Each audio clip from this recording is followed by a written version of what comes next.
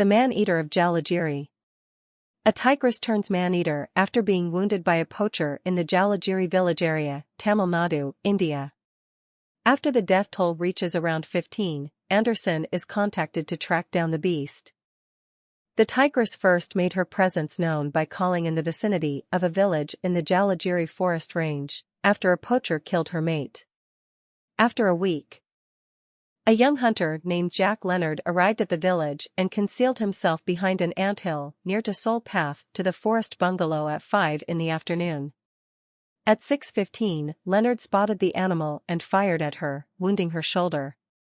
The tigress bounded off into the impenetrable jungle, where the terrain proved too harsh for Leonard to pursue her.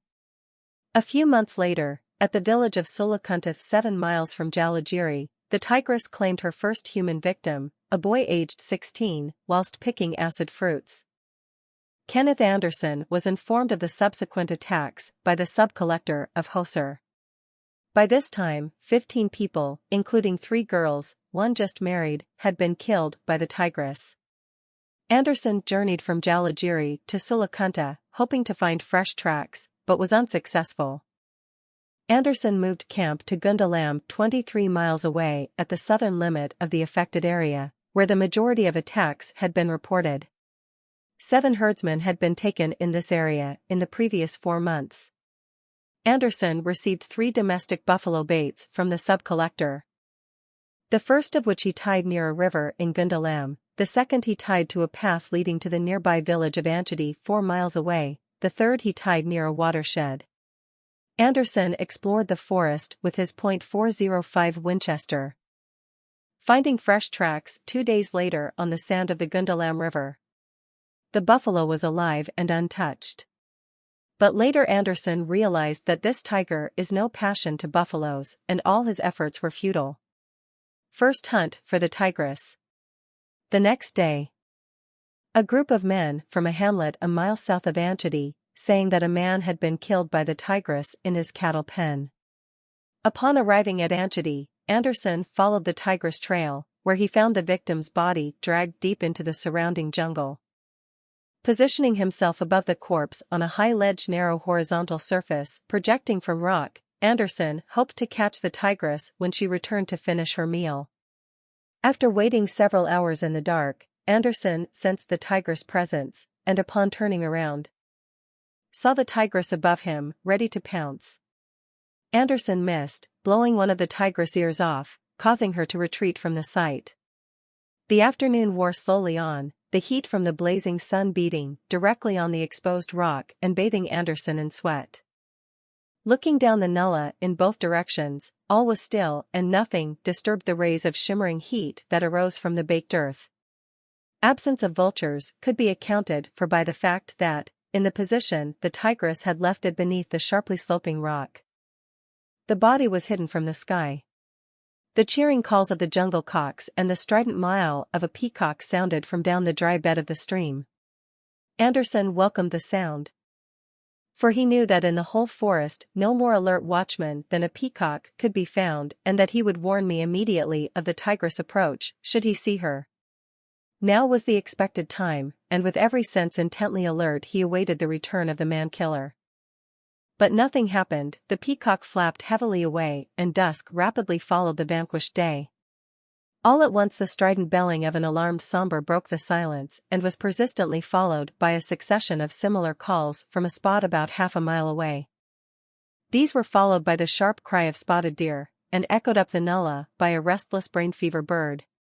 His nerves and muscles were ready for final action. The night watchmen of the jungle had faithfully accomplished their task, and he knew the tigress was approaching and had been seen. The calls then gradually died away. This meant that the tigress had passed out of the range of the callers and was now close by.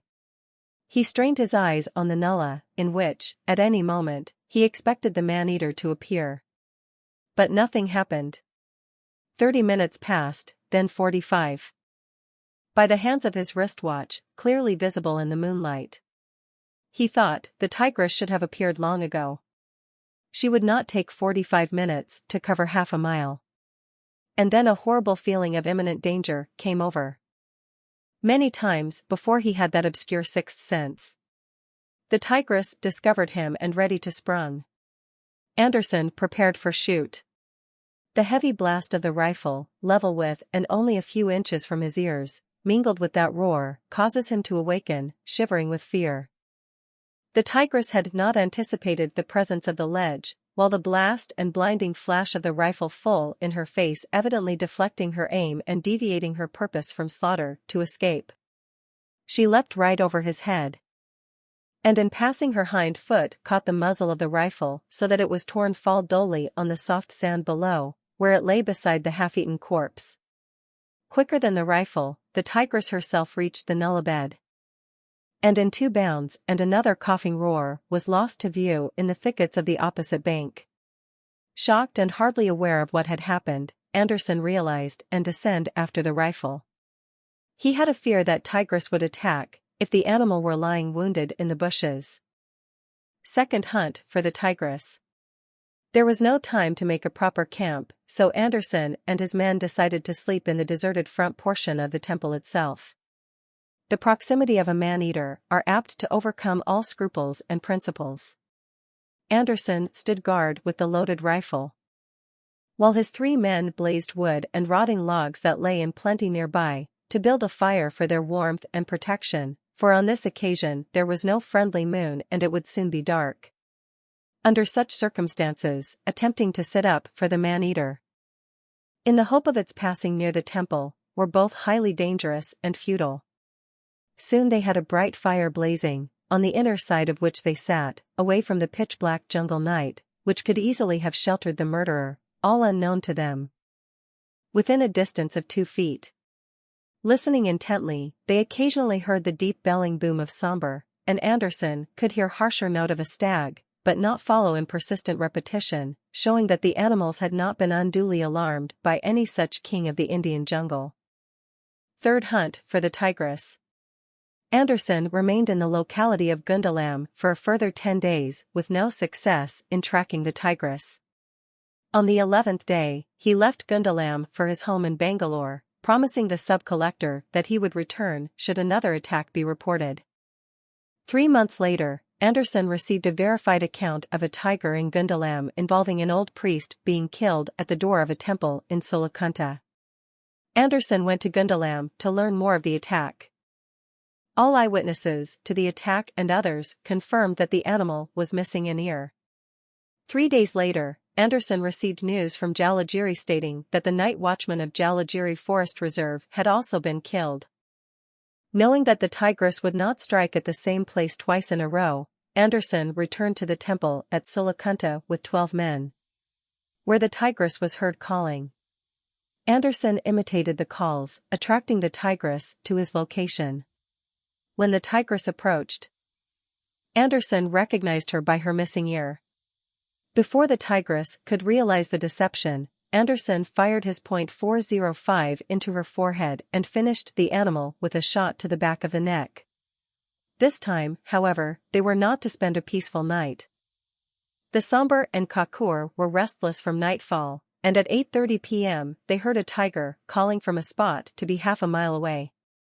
This was repeated an hour later from quite close, and Anderson could then easily distinguish the intonations of a tigress calling for a mate.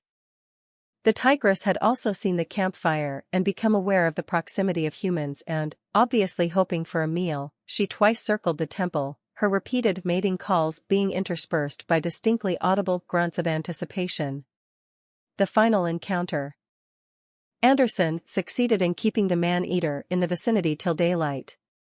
Twice he gave the answering call of a male tiger, and received at once the urgent summons of this imperious female. Indeed, she came to the edge of the clearing and called so loudly as almost to paralyze them all. He was careful, however, not to call while she was in the immediate vicinity, which might have aroused her suspicions.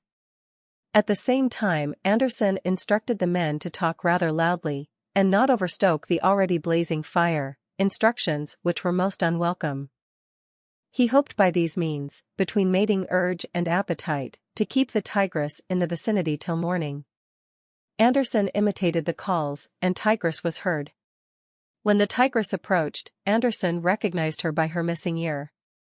Before the tigress could realize the deception, Anderson fired his .405 into her forehead and finished the animal with a shot to the back of the neck.